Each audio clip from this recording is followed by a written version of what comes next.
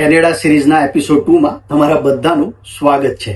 આ છે મારો ભાનો પ્રથમ જે કેનેડાથી લંડન ફરવા માટે આવ્યો છે અને આજના વિડીયોમાં હું એને કેનેડાને લગતા ઘણા બધા પ્રશ્નો પૂછવાનો છે અને એ મારો ભાનો કેનેડામાં એના અનુભવના આધારે જેટલા પણ ઇન્ડિયન સ્ટુડન્ટો કેનેડા ભણવા માટે જાય છે ને એ બધાને આ વિડીયોમાં કેનેડાની જે ગ્રાઉન્ડ રિયાલિટી છે ને એનાથી ઇન્ટરનેશનલ સ્ટુડન્ટોને વાકેફ કરાવવાનો છે. તો મિત્રો, જો તમે અમારી ચેનલ પર નવા હોય અને જો તમે કેનેડા સિરીઝનો એપિસોડ 1 મિસ કર્યો હોય તો મહેરબાની કરીને મારી યુટ્યુબ ચેનલ પર જઈને કેનેડા સિરીઝનો એપિસોડ 1 જરૂરથી જોજો અને શક્ય હોય તો એ વિડીયો તમારા ફ્રેન્ડ્સ ફેમિલી જે ફ્યુચરમાં ઇન્ટરનેશનલ સ્ટુડન્ટ બનીને કેનેડા જવાના હોય તો એમની સાથે એ વિડીયો શેર કરજો. ચાલો ત્યારે આજનો વિડીયો ચાલુ કરીએ અને કંઈક આપણા જીવનમાં નવું જાણવાનો અને શીખવાનો પ્રયત્ન કરીએ. તો પ્રથમ, are you ready? Yeah, ready. Okay, let's start the video. યાર, તો મારો પહેલો ક્વેશ્ચન તને એ છે કે જ્યારે તને કેનેડાના વિઝા મળ્યા અને તે ફ્લાઇટ બુક કરીને ત્યારે તું ઇન્ડિયાથી પહેલી વાર ફ્લાય કરીને કેનેડાના એરપોર્ટ પર પહોંચ્યો ત્યારે તને કોઈ જાણીતું વ્યક્તિ એરપોર્ટ પર પિક કરવા આવ્યું હતું કે અજાણ્યું વ્યક્તિ પિક કરવા આવ્યું હતું? પ્લીઝ તારો અનુભવ તું બધા સાથે શેર કર. બેઝિકલી મારું પર્સનલી હું જે પ્રોવિન્સમાં ને જે જગ્યા પર જઈ રહ્યો હતો, મેં Yes. University of Regina which is located in Regina okay, properly. તો ત્યાં ઓનેસ્ટલી મારું કોઈ હતું જ નહીં એટલું ઓળખીતું જાણીતું. ઓકે, સો મેં ટ્રાય કર્યો થોડુંક સોશિયલ પ્લેટફોર્મ્સથી કોન્ટેક્ટ કરવાનો સમવનને જ્યાં પ્રેઝન્ટલી ત્યાં રહેતું હોય. સો યા બેઝિકલી તો તું એવું કહેવા માંગે છે કે તે જ્યારે અહીંથી ઇન્ડિયાથી ફ્લાય કરીને કેનેડા એરપોર્ટ પર પહોંચ્યો, તારું કોઈ ઓળખીતું ફ્રેન્ડ્સ ફેમિલી કોઈ જ નહીં? ના, કોઈ નહીં. That was one of the unknown person. Okay, ya so એ આવ્યા હતા મને પિક કરવા માટે અને સેફલી ઘરે એમના લઈ ગયા હતા. So today also I am thankful to that person, right, કે she is unknown to me and એ મને પિક કરે છે. So ya but ya basically my answer is like that was an unknown person. Okay મિત્રો, અહીંયા એક વસ્તુ શીખવા જેવી છે. આ મારો ભાનો 19 જ વર્ષનો છે, પણ ઘણા બધા લોકોને જે યુકે પણ રહે છે, બીજી વિદેશની કોઈ પણ કન્ટ્રીમાં રહે છે, જ્યારે તમને કોઈ એરપોર્ટ પર લેવા માટે આવે છે ને, અજાણ્યું વ્યક્તિ હોય કે તમારું ઓળખીતું હોય, મોટા ભાગે છે ને ઓળખીતા કરતા એરપોર્ટ પર આપણને અજાણ્યા વ્યક્તિ જ લેવા માટે આવે છે. કેટલા બધાની સાથે આવું થાય છે. એટલે કે ક્લોઝ રિલેશન વાળા નથી આવતા, ફ્રેન્ડ્સ આવે કાં તો પછી બીજા કોઈ લોકો આવે.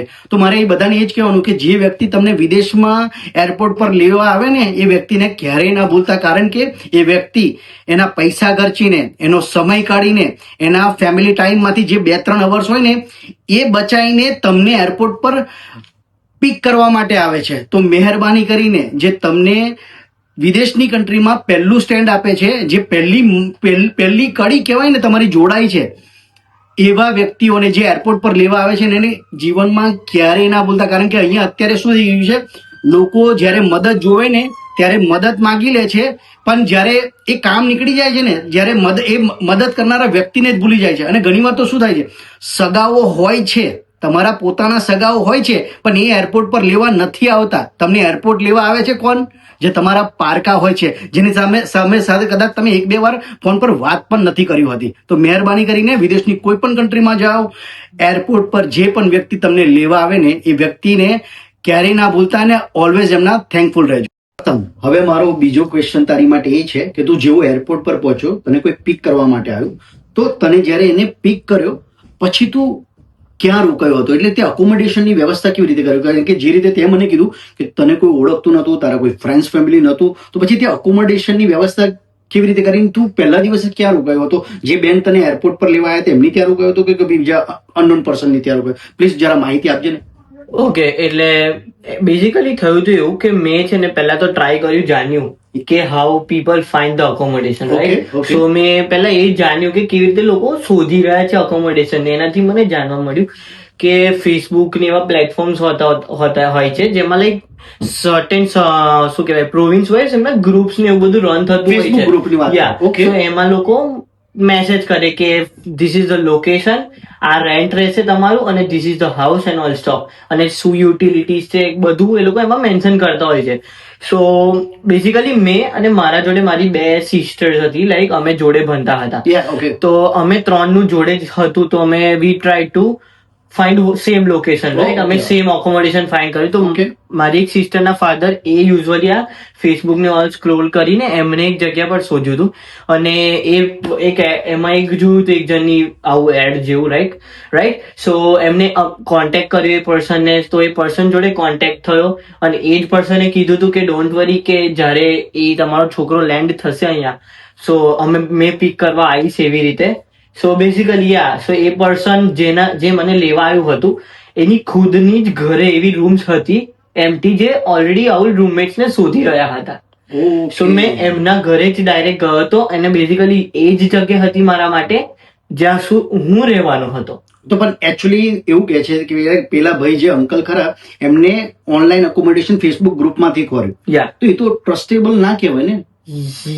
ટ્રસ્ટેબલ ના કહેવાય, બટ ધ થિંગ ઇઝ આપણે ન્યૂ કન્ટ્રીમાં જઈ રહ્યા છે, તો તારી પાસે કોઈ ઓપ્શન નતો એટલે તારે no option, Okay. We don't know anything, right? આપણને કોઈ ઓળખી નથી રહ્યું, કોઈને જાણવું કશું કેવી રીતે. ઓકે ઓકે જસ્ટ હવે ભગવાનની દયાથી એક વસ્તુ રાખવાનું કે બસ ભગવાનની કૃપા રાખવાની કે એવરીથિંગ ગોઝ રન વેલ, કે કશું ઇસ્યુ ના થાય, કઈ થાય નહીં, બસ બટ આઈ વોઝ લાઈક સારી રીતે મેં પહોંચી ગયો હતો. ને ઓકે, તો મિત્રો અહીંયા જ અમને છે ને એક તમને છે ને એક એડવાઇસ આપું છું, કારણ કે યુકેમાં આ ફ્રોડ બહુ થાય છે કે ઇન્ડિયાથી લોકો જ્યારે આવતા હોય ને ત્યારે શું કરે, આવી રીતે ઓનલાઈન ગ્રુપમાં જોઈને એ લોકો છે ને અકોમોડેશન બુક કરાવી દે છે, પણ જ્યારે એ લોકો અહીંયા આવે છે ને ત્યારે એ વ્યક્તિ એ ઘરમાં રહેતો જ નથી હોતો, જેની પાસે ઓનલાઈન રેન્ટ આ લોકો ટ્રાન્સફર કરે છે. તો મહેરબાની કરીને જ્યારે તમે આવા ફેસબુક ગ્રુપમાંથી કોઈ બી કોન્ટેક્ટ ડિટેલ લઈને પછી તમે જ્યારે અકોમોડેશન બુક કરો છો ને, તો મહેરબાની કરીને એમને એડવાન્સ પૈસા ના આપતા, કાં તો પછી તમારું કોઈ યુકેમાં ઓળખીતું રહેતું હોય કે બીજી કોઈ વિદેશની કન્ટ્રીમાં ઓળખી રહેતું રહેતું હોય, એમના માધ્યમથી ટ્રાય કરજો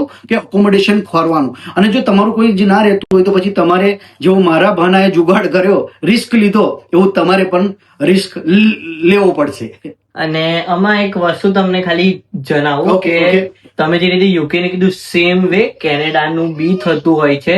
સો બેઝિકલી જે અંકલે અમારા માટે શોધ્યું હતું, Yeah, yeah. એમના જોડે ઓલરેડી 2-3 ટાઈમ્સ એવું થયું કે જે પર્સન જોડે વાત થાય ને તે directly they ask for like તમારે 2 મહિનાનું $600 રેન્ટ થાય છે, તમારે પહેલાથી આપી દેવું પડશે.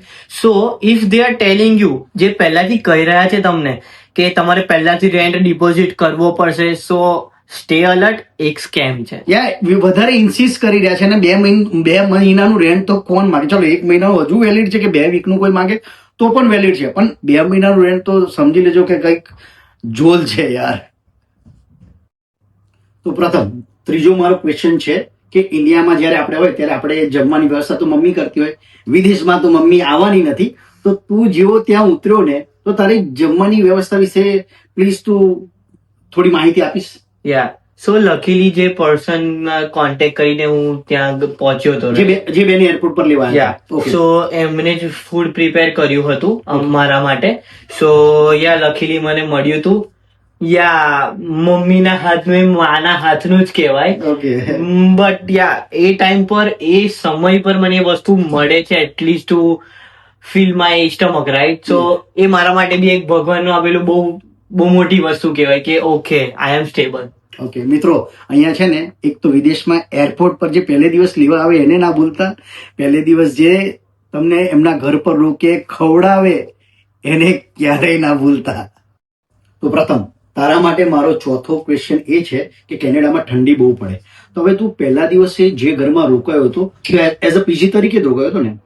એવું જ કહેવાય એમ જોતા જઈએ. ઓકે, તો એઝ અ પીજી તરીકે રોકાયો હતો પહેલા દિવસે કેનેડામાં બહુ ઠંડી પડે, મને જેટલું ખબર છે એટલું, બરાબર? તો પહેલા દિવસે તારી પાસે સુવા માટે બેડ હતો, બ્લેન્કેટ હતો, પીલો હતો કે નહીં? એ લોકોએ તને પ્રોવાઈડ કર્યું હતું કે નતું? પ્લીઝ જરા માહિતી આપજે ને. સો મેં જયારે ઇન્ડિયાથી પેકિંગમાં છે ને ઓલરેડી મને ખબર હતી કે હું જયારે એન્ટર કરીશ તો એ જગ્યા પર -20°C હશે. Yeah. So it's way higher, right? ઇન્ડિયામાં એટલું ટેમ્પરેચર કોઈ આપણે જોયું તક નહીં હોય. Yeah. સો એકદમથી મેં એમાં થવાનો હતો, સો મને ખબર હતી, તો આઈ વોઝ પહેલાથી પ્રિપેર હતો મેં. ઓકે. મારા જોડે ઓલરેડી ડબલ બેડ નો બ્લેન્કેટ મેં ઇન્ડિયાથી જ લઈને આવ્યો Oh, હતો, wow, great. અને મારા પાસે એક પીલો બી મારા જોડે હતો જે વેક્યુમ્ડ પેક હતો, જો સ્પેસ ના લે, રાઈટ? સો ઇઝીલી આપણે બેગમાં મૂકી શકીએ. તો મેં ઓલરેડી બે વસ્તુ મારા સાથે હતી. અને વાત રહી બેડની, તો એની થોડીક અઘરી કહાની છે, બટ હું જલ્દી ક્વિકલી શેર કરવા માંગીશ તમને. તો એક મેટ્રેસ આપણે યુઝ્યુઅલી ઓર્ડર કરતા હોય તો જે હતા દીદી એમને ઓલરેડી ઓર્ડર તો કરી હતી, ઓકે, બટ હું જ્યારે પહોંચ્યો ત્યારે મેટ્રેસ નથી આવી. તો ડિલિવર નથી થઈ બેઝિકલી. યા ડિલિવર નથી થઈ અને ડિલિવરીને બીજા નેક્સ્ટ 15 days થવાના હતા. તો પછી મેનેજ કેવી રીતે કર્યું સો ઠંડીમાં? યા એ કેસમાં મેં મારો ડબલ બેડ નો બ્લેન્કેટ હતો રાઈટ, સો Okay. બહુ મોટો હોય તો મેં હાફ પાથર્યો હતો 1 બેડ જેટલો અને હાફ ઓઢીને હું એટલીસ્ટ 15 days મેં ફ્લોર પર જ ઊંઘ્યો હતો. તો મિત્રો કેનેડા જો ઉતરીને મારા ભાનાને તો પહેલા જ દિવસે લાઈક એને સમજાઈ ગયું મમ્મી પપ્પાની વેલ્યુ છે ને, એને કદાચ પહેલા દિવસે જ સમજી ગઈ રાઈટ, કે મમ્મી પપ્પાના રાજમાં ઇન્ડિયામાં કેટલા જલસા હતા અને હવે જ્યારે પોતાની જાતે કરવાનું થયું પણ તો બી એને ચેલેન્જ એક્સેપ્ટ કરી. એને જે પહેલા દિવસે જે બી તકલીફ પડી મને તો આજે જ ખબર પડી, તો એને જ્યારે મને કીધું ત્યારે જ ખબર પડી જે પણ તકલીફ પડી એની જાતે જ મેનેજ કરી. પણ જો તમારી સાથે પણ આવું કદાચ થઈ શકે તો મહેરબાની કરીને જ્યારે તમે કેનેડા જાઓ, કારણ કે ત્યાં ઠંડી બહુ જ પડે, તો ઇન્ડિયાથી તમે બ્લેન્કેટ, પિલોઝ જે બી વ્યવસ્થા હોય ઠંડીને ઠંડી સામે રક્ષણ મેળવવા માટે એની વ્યવસ્થા ચોક્કસથી કરી લેજો. તો પ્રથમ મારો 5મો પ્રશ્ન તારા માટે એ છે કે કોઈ સ્ટુડન્ટ ઇન્ડિયાથી કેનેડા ભણવા માટે આવે તો એનો મહિનાનો ખર્ચો કેટલો થાય, જેમ કે ખાવાનો, રહેવાનો, ફોન બિલ્સ અને ટ્રાવેલિંગ. પ્લીઝ જરા એની થોડી ડિટેલમાં માહિતી આપજે ને. સો ખર્ચાની વેટ મિત્રો, જે અમે જે 5મો પ્રશ્ન પૂછ્યો ને મેં મારા ભાનાને, એનો જવાબ છે ને મારો ભાનો નેક્સ્ટ વિડીયોમાં આપવાનો છે અને આ બહુ મહત્વનો પ્રશ્ન છે. તો મિત્રો, જેવી રીતે તમે અમારા કેનેડા સિરીઝના એપિસોડ 1 ને પ્રેમ આપ્યો એવી જ રીતે અમારા કેનેડા સિરીઝના એપિસોડ 2 ને પણ એટલો જ પ્રેમ આપજો. અમને યુટ્યુબમાં થોડો ઓછો પ્રેમ મળ્યો છે પણ ઇન્સ્ટાગ્રામ અને ફેસબુકમાં બહુ જ પ્રેમ મળ્યો છે. તો બસ મારી તમને એ જ વિનંતી છે કે હવે જે આગળનો પ્રશ્ન છે ને અમે એપિસોડ 3માં કવર કરીશું. તો જો તમને અમારો આજનો આ કેનેડા સિરીઝનો એપિસોડ 2 જો થોડો પણ વેલ્યુબલ લાગ્યો હોય ને તો અમારા આજના વિડીયોને લાઈક, શેર, કમેન્ટ કરવાનું ભૂલતા નહીં અને શક્ય હોય તો જેટલા પણ લોકો ફ્યુચરમાં કેનેડા જવાના છે ને એમની સાથે આ વિડીયો શેર કરજો. ચાલો ત્યારે હવે પાછા વિદેશની નવી જાણકારીમાં આપણે જલ્દીથી મળીશું, એટલે કેનેડાના એપિસોડ 3માં આપણે જલ્દીથી મળીશું. ત્યાં સુધી જય શ્રી કૃષ્ણ. જય શ્રી કૃષ્ણ બોલ. જય શ્રી કૃષ્ણ.